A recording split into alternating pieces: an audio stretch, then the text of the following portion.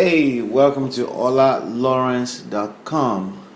It's your center hub for everything real estate. You can contact us if you need anything. Feel free. Just don't forget, okay? This is the third episode. I'm excited. Today, I'm not going to say much. I just want to introduce you to a raw video from an event that we did last weekend, I think 2 weekends ago, and I think it has a lot of tips in it for you.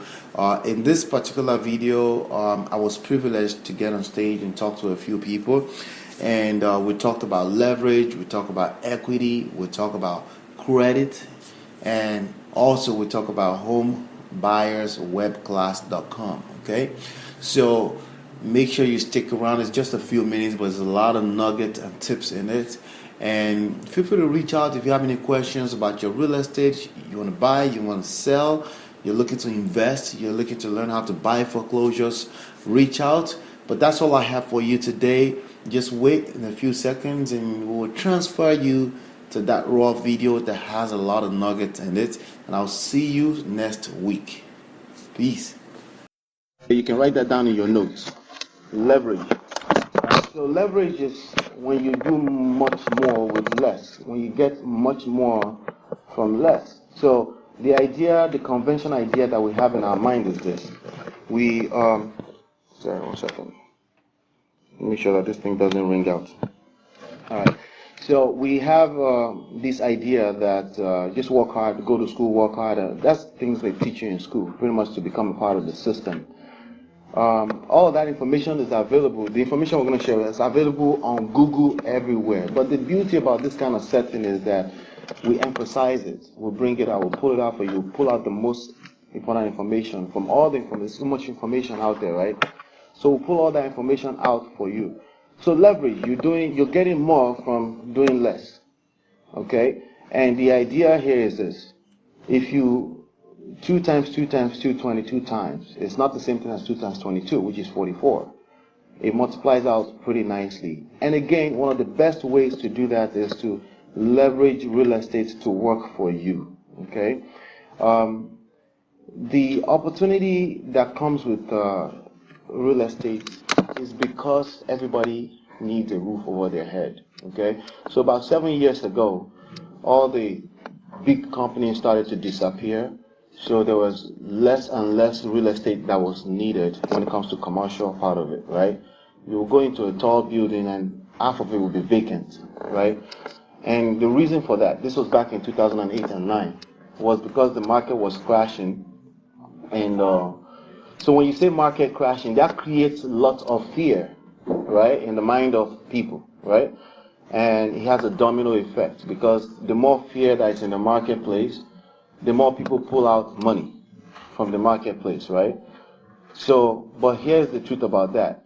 The more people are pulling money out, the more smart people like you and I are sitting down somewhere and they're learning, like, this is opportunity that's showing up. And there's only so much of money pull out that we're going to do as human beings, period. Okay? Because somebody is going to see an opportunity and start putting money back. At that point, some people just don't know when that's going to happen. Okay? But smart people like us will prepare ourselves for that. My point there is that it's all a circle at the end of the cycle. Okay, it's all a cycle at the end of the day. Money is going to come back. Okay, so when you're buying real estate, when is the right time to buy real estate? I'll tell you when the right time is to buy real estate. It's when you realize that why am I spending so much money to rent? Right? When I could put that towards equity, you can write that down. EQ equity. Okay. So you have to learn how to build equity because equity is a form of leverage for you. So that by the time you're turning 50, 60, 70, you have some things that other people will want to use and you can make money from that. So as far as credit, I'm going to say this last one, okay? And then I'll point you to some resources to learn more from us. Credit. If you have low credit, right? It limits your abilities, financially speaking, in a developed country. Okay? And the funny thing is that, how many Nigerians I know, or Africans? Africans? Right? Funny thing is that people don't even know it. It's existed since the beginning of mankind. How many people know what a joy is? credit unions and stuff. Yeah, credit has always been there. It's a form of leverage. You get to use other people's money to do some other things. Okay, there's something called consumer loans, and there's obviously the other side of consumer loans, right? If somebody tells you to run away from loans and run away from credit, it's not a complete truth. Okay, there are things that you can leverage loans for that will shoot you forward. Okay, so if you have a bad credit, it's a domino effect. You go more into holes, into holes, into holes. But if you have a good credit, you can do and you can undo in this country. Okay, if you have a decent job that pays you $50,000 or more per year, and you have a good credit, that means you can afford to engage in $1 million transactions. And if you can do that, then the sky or beyond the sky is the limit. Okay? So don't say, I don't have time for that right now. Let me just make sure you have good credit at the very minimum. And if you don't, credit is a very simple thing, and we have somebody in the room that can help you with that. It's a very simple thing. One of the reasons why we mess up our credit is because of habits, just regular habits, just habitual stuff, which you can just turn around today and just say, you know what, I'm going to start writing some things down and take advantage of what credit can do in my life. Okay?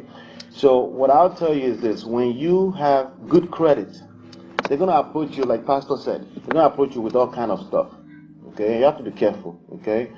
And I'll tell you how it worked for me. When I was in college, when I graduated college, I had never had any credit at that time. Okay? I had a credit that they gave to me at Macy's back in '99 for $300. And I swiped the card, I used it, and I never paid back for 6 years, until 6 years after that, for $300. And that was the mess up that was on my credit for all those years, right? And as soon as I started to do okay, in 2006, they start to see that money is coming into the account and things like that. Wells Fargo decided to send me a credit card of $5,000, right? Because they see money coming in and stuff like that. And they also gave my father even another, I think $5,000 or $6,000 or something like that, because we had a joint business account. But as soon as we had a little bit of a setback in 2008 when the market crashed, guess what happened to that credit too? We used it, right? And then obviously that shoots us backwards. So you have to be careful on what we call credit. They will give it to you once you're doing okay. But if you don't do well, if you don't learn education, that's what I'm talking about, financial education. If you don't learn what to do with it properly, which of course the number one thing you should be doing with your credit is real estate, right? If you don't educate yourself on what you should be doing with it, what you're going to find is you will use up the credit they give you, and then you're back there. So the most important thing about why we're here today, yes, we want you to buy a home. Yes, we want you to educate. Most important thing is the education. Okay, the financial education. That's the most important thing, because credit is a double-edged sword. It can build you and it can destroy you. So thank you very much for your time. And we'll hang around. We're going to be learning too. And if you have any questions with regards to finding a home and somebody to help you facilitate the whole process all the way from finding a home to closing, there's about 15 total steps in between them. You have 6 steps there, but we kind of break it down a little further. If you write this down right now, homebuyerswebclass.com. Home buyers, all one word, home buyers with an S, webclass.com. You can go attend that. It's 60 minutes of complete full-blown information from start to beginning, okay? And there are about seven different professionals that you have to deal with, okay? And the job of a realtor is to help you facilitate that whole process, okay, from start to beginning. So the first person you deal with is a loan officer, okay, to check your credit, to make sure that you have the right finances, to make sure that you have the right ratios, that it's safe for you to buy a home at the point in time and things like that. They'll do that, and then they will show up towards the end to give you money to buy a home. The job of a home inspector is to make sure that what you're buying will not get you in trouble. There's about 7 of those kind of different people, right? But the job of a realtor is to facilitate that whole process, because chances are you have a full-time job, right? You don't necessarily have all the time in the world. a realtor gets paid to make sure that you are protected. Okay? And if you have any further questions, feel free to reach out to me and my father. Oh, let me say one more thing. There are other opportunities too. Like if you find a rundown home, that can save you thousands, tens of thousands of dollars. There are loan programs too that you can get into. You can save some money. You can get dirty a little bit yourself to save $50,000. You know, my father has done a few rehabs. You know, so we also have in our team to help you through that process as well. So thank you very much, sir, for the opportunity.